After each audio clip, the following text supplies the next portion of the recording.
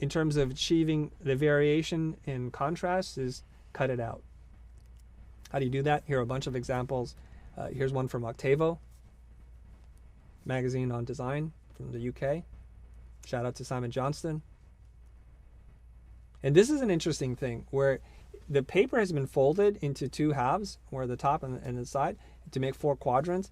But they took this letter, I think it's the N, and they cut it, they sheared it, and then they duplicated it across. And so it has some really strong visual interest right down the vertical, the center of the page. And I think that's quite nice. And people were asking this question before about, well, why did they add these little black bars in the layout itself? Like, why are you adding other design elements? Because you have to be able to make it interesting for somebody to look at. And that's why. Someone's asking, you're talking about pairing with contrast, but is there a way to pair with more similar typefaces? The whole talk, this whole lecture I'm giving you guys on typography is about creating contrast. I said contrast is key. Contrast is king. So if you mix two typefaces that are very similar, why do it? Let's talk about food for a second. Maybe this will make sense.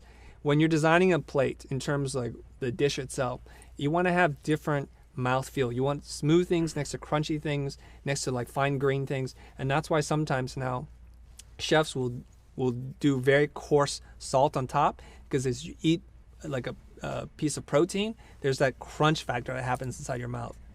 And that's what we're looking for. We're looking for contrasting flavors. If everything's sweet, then it's not very interesting. One of the more interesting pairings I've ever had in terms of a dessert is the scoop of ice cream with balsamic vinegar. And you would think, vinegar with ice cream? And believe it or not, it's a pretty awesome pairing, because the sourness of the vinegar really accentuates the sweetness of the ice cream. All right, there's some rules that you need to be aware of. The top half of words are generally easier to read than the bottom half. If I were to break my slide here, which I will, I'm going to break it, you guys. I'm going to move this up, and you guys will see. And now I'm going to go back here. How legible is that? If I said cut it out, would you be able to read that? No, it's kind of tough, right? So I'm going to hint some of the letters. Yeah, so the general rule is you want to cut the bottom half off versus the top half off, generally speaking. And there is no grid. What I'm doing is I'm moving that line up and down until I find a spot where it's still legible, but has some visual interest and it doesn't leave me any weird shards. And I can show you guys right now. I'm going to slide it forward. Oops. That was a fail. Here we go. You can still read it. Now you might mistake it for S, so it could read as "sut it out," and that's why I wanted to give a little bit more.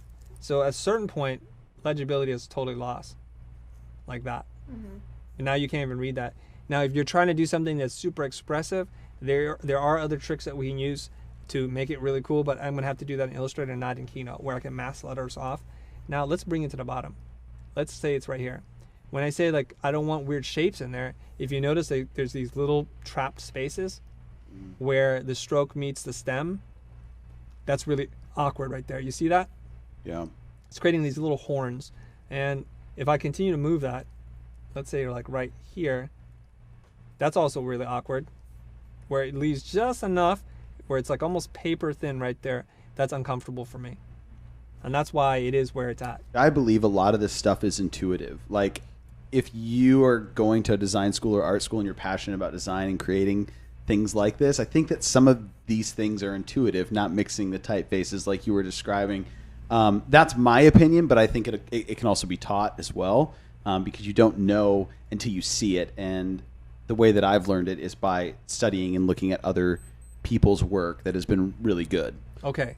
Now, believe it or not, this stuff is taught, can be taught, and it depends on the professor and how it's taught to you.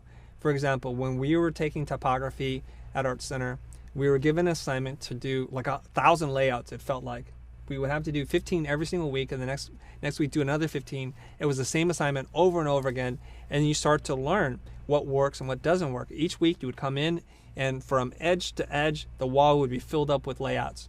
Everybody would just tape them up on the wall. Some people would do 40 layouts, and they would just tape them up and take over the entire wall. And my professor, Simon Johnson, would walk over. He would usually have a little pencil like this.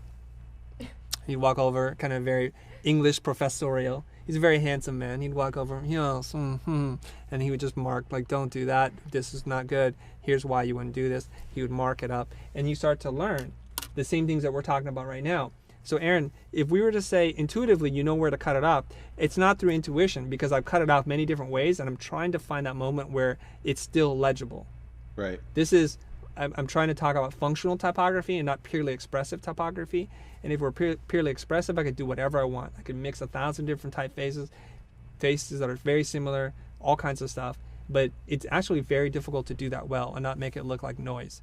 You know how, like, when you go to a museum of modern art and you're there with some of your cousins from the farm, and they're like, I could do that. And you say, okay, you try. And, you know, it's deceptively simple, right? And or it's deceptively difficult. It's much more difficult to do than you think. So this is through rigor, through practice, through training, and through working with a professor who knows what they're talking about to guide you through that process. And 1,000 layouts later, you learn how to do typography. And here's a little personal story here. I've got to be mindful of my time. I used to walk into the Art Center gallery, which was just the most amazing gallery ever for me as a student. And I would marvel at all this incredible work, from typography, posters, packaging, to everything. And it would make me feel a little uneasy. That feeling that Molly talked about, Yeah, I had that same feeling. the whole being ashamed, like you kind of just sit there and you kind of, you know, think, gosh, can I ever get there? And the interesting thing is, in my third semester there, I took Typography 1 with Simon Johnston. Halfway through that class, I went back to the gallery, I looked at the poster, and in a very kind of Chris Do arrogant way, I'm like, I could not only do that work, I could do work much better. And now it's also almost if I were Neo at the end of the first Matrix and the code was streaming down on the screen, I could see the agents for what they are, which is streams of data and nothing more. All of a sudden you can pick apart, oh, the alignment, the details, the rhythm, that's off, this is off. And so in one class, we're talking about halfway through one semester, if you're dutiful and you're diligent in learning and you're trying as many layouts and you're really pushing the boundaries of what you're going to explore, you can learn this stuff. I believe it. Here's another layout here where this bit of type wouldn't be that interesting except for they cut it apart in a very systematic grid and slid alternating columns of type. Really cool effect, beautifully done. A little hard to read, but amazing. This is getting into expressive type. But notice here they're doing two things. First of all, there's 2 point sizes. They're probably 2 weights, bold and regular, or bold and light. And look at the contrast between the giant quote and the little mouse type at the bottom. 3 columns of very precious type aligned to the same grid, repetition and contrast. Repetition and contrast. Here we go. Here's another one. Similar idea, different approach to it. So you can see there's a lot of variation to the same idea. This one looks like what they did was printed it out as a design and then cut out the letter form. I think it says 10 and slid that down or up. One is down, one is up. The 1 is down, the O or the whatever that is moved up. Okay? Really beautiful to me. Really nice execution. And then these little tiny details. Notice the details of the mouse type at the top and the bottom and the little lines that bring it all together. Here's another one where they're cutting it. Now this time on an angle. A lot more difficult to do. You have to be very conscientious of what you're doing and be very intentional because you can create weird slivers. So Emily, Molly, myself, Min, we'll do this all the time. We'll play around with cutting things. I'll walk over and I'll see some, like a hanging chad, a little extra piece of something that you don't want, and you got to get rid of it. Yeah, this like one, how they left in the L versus cutting it out. They could have just cut it on that line. They could have. But it's just paying attention to those little details of where you should and shouldn't, I feel like. Yeah. Yeah. Yeah, and then also they repeated the cut with the way they were justifying the type. It's on the same angle, so it's a repetition and contrast. And the alignment between the U of the very last graphic dialogue, I think that's what it says, and the bottom type right there, that little grouping. Now we're starting to get really crazy here, and we're still playing around with the same themes. I'm wondering if this person folded the type, the poster, horizontally and then had it overlap itself. Some pretty cool things happening here. Very difficult to read, but really beautiful and striking. It draws you in. Now, if I were your client on this one, Aaron, you'd have a hard time selling it to me unless it were about something that where the form of this communicates the idea. Right. Yeah. Some other ways of cutting out type. This is using a very traditional typeface, and it's using newspaper-like column setting and putting it in there. It's beautiful, super smart execution, guys.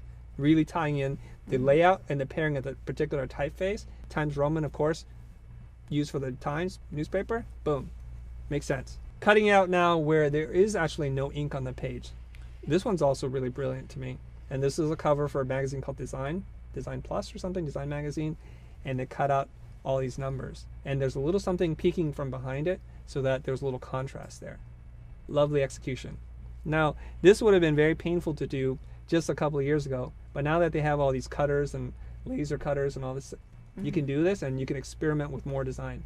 This is where I got some heat from people, and where I really believe there are very few original ideas left. And usually where I'm saying that that's really cool and neat, it's because they're using technology to make something that they couldn't have made before. For example, right now they have 3D printers where they're printing 3D buildings, so they could pretty much print any form and shape that would be very hard to spec and build out. So that's where you use technology.